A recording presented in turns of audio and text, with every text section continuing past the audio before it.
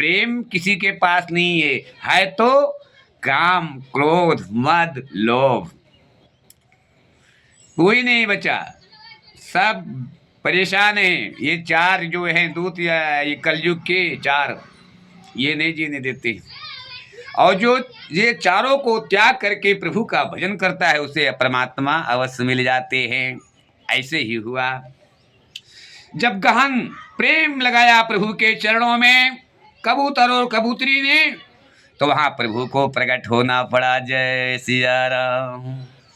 प्रभु नंगे पांव दौड़े और आकर के मंजर देखा कि अभी तो बधिक मेरे भक्त को मार देगा, अगर मेरा भक्त ऊपर उड़ता है तो उसको बाज नोच खा जाएगा।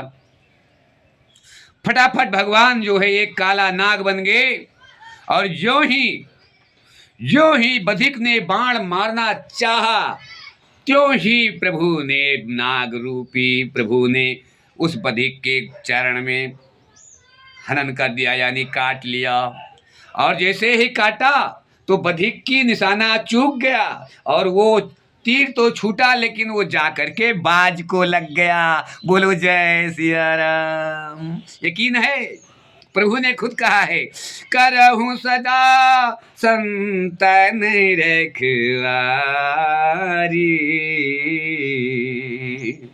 करहूं सदा संतन रखवारी, जिम बालक पाले महतारी।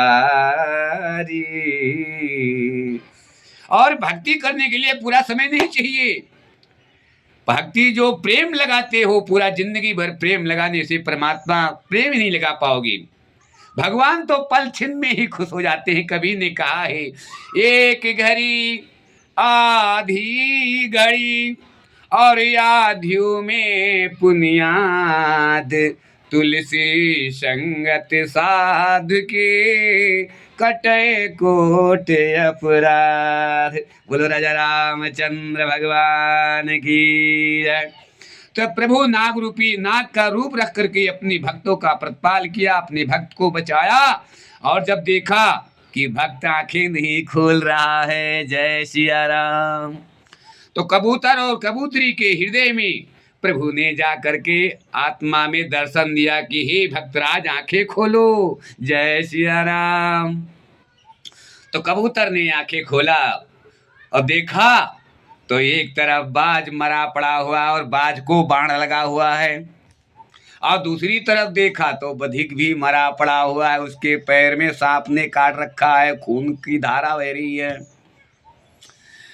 और इतना प्रेम में मगन था कि कबूतर और कबूतरी इतना रोए, इतना रोए, इतना रोए, और कहने लगी हमने पूरा जीवन व्यर्थ बह घूमते रहे, मात्र एक क्षण प्रभु के चरणों में इतना प्रेम लगाया, प्रभु ने इतने बड़े संकट से मुझे बचा लिया, अब बाकी अब सब सारा संसार छोड़ो और प्रभु के चरणों में प्रेम करो। जय सिया राम।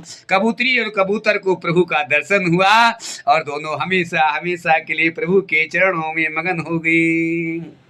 तो आज की कथा कैसी लगी?